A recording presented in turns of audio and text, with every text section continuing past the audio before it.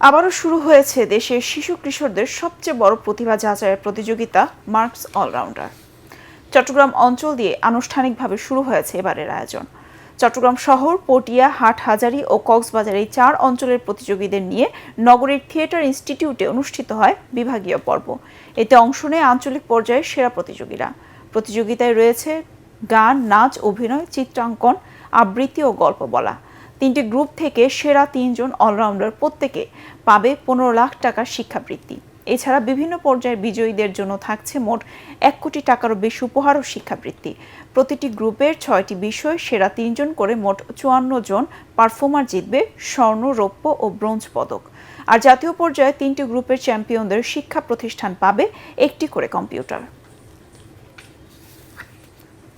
অনুষ্ঠিত হয়ে গেল 5ম smart brain Bangladesh national competition.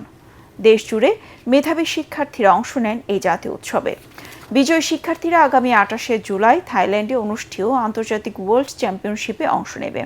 অনুষ্ঠানে স্মার্ট ব্রেইনের chairman doctor Qari Mohammad Ramzan Ali, vice chairman Mohammad Asgar Ali, managing director doctor Mohammad Miran Hasan এবং chief executive officer Sanjida Afroz Promi উপস্থিত ছিলেন।